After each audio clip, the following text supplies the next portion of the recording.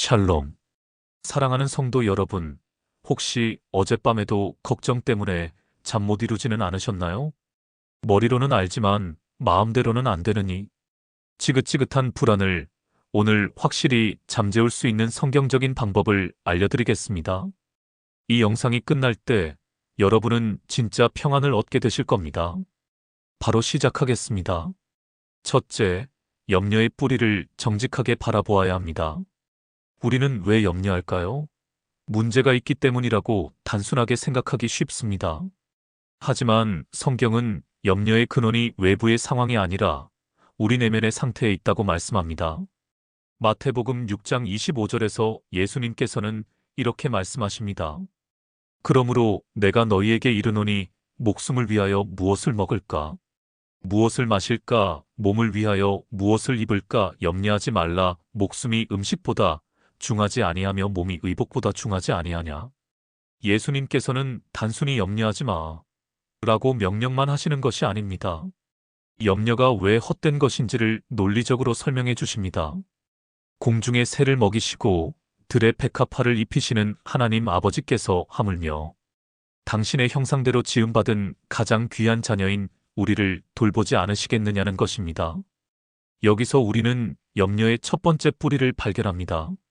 그것은 바로 하나님의 선하심과 능력을 온전히 신뢰하지 못하는 마음입니다.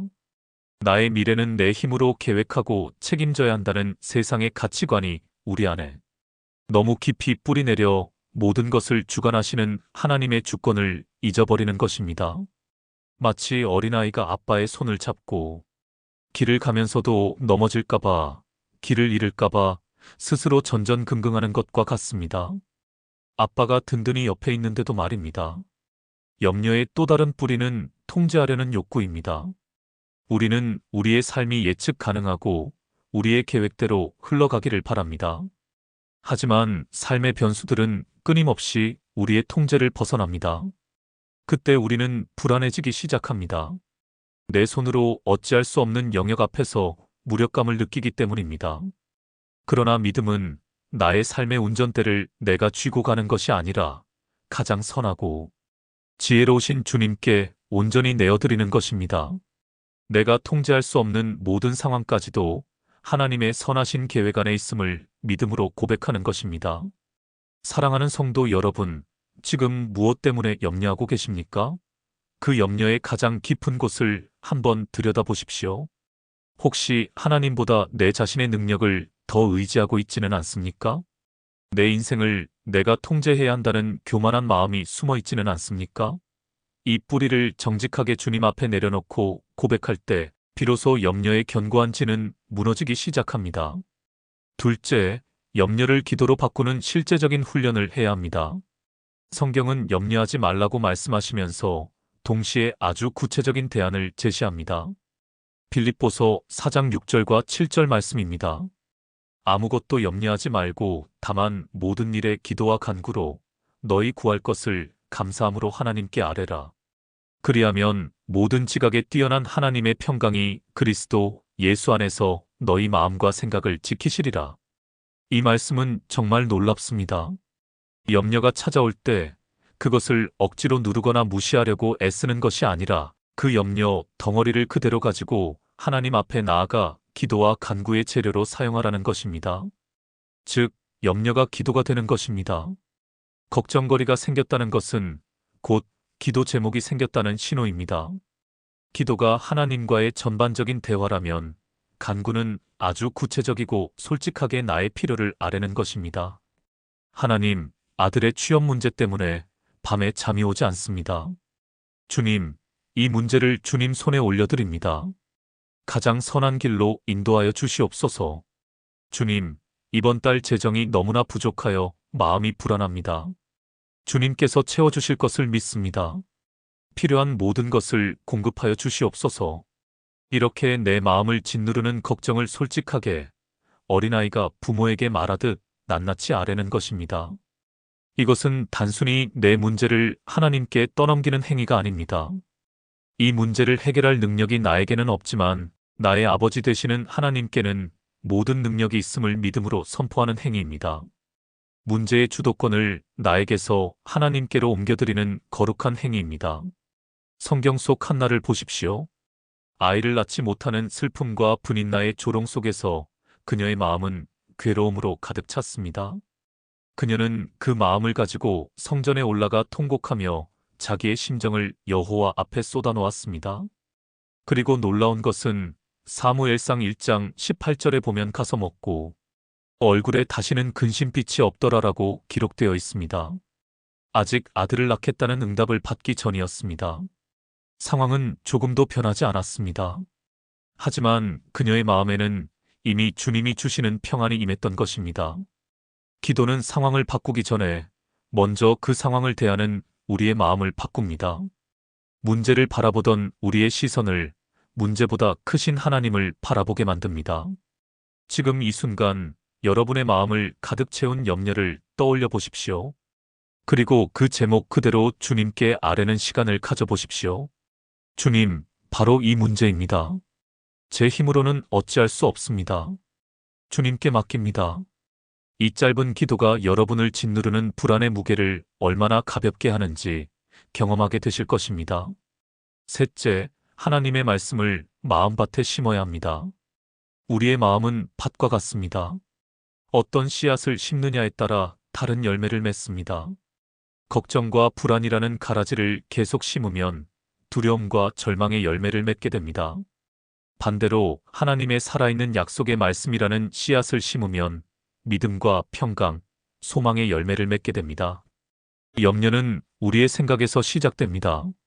만약 하면 어떡하지? 라는 작은 생각의 씨앗이 꼬리에 꼬리를 물고 자라나 거대한 불안의 나무가 되는 것입니다. 이 생각의 전쟁에서 승리하는 유일한 길은 세상의 거짓된 생각을 하나님의 진리의 말씀으로 대적하는 것입니다. 예수님께서 광야에서 사탄에게 시험받으실 때를 기억해 보십시오. 예수님은 사탄의 모든 유혹을 기록되었으되, 즉 하나님의 말씀으로 물리치셨습니다. 우리도 마찬가지입니다. 재정적인 염려가 찾아올 때 나의 하나님이 그리스도 예수 안에서 영광 가운데 그 풍성한 대로 너희 모든 쓸 것을 채우시리라. 빌립보서 4장 19절은 말씀을 선포하는 것입니다. 미래에 대한 두려움이 엄습할 때 너의 길을 여호와께 맡기라. 그를 의지하면 그가 이루시고 시편 37장 5절 말씀을 붙드는 것입니다. 이것은 단순히 주문을 외우는 것과는 차원이 다릅니다. 온 우주를 창조하신 하나님의 살아있는 말씀을 믿음으로 붙들고 선포할 때 그 말씀이 실제로 우리 삶 가운데서 능력이 되어 어둠의 생각들을 몰아내는 것입니다.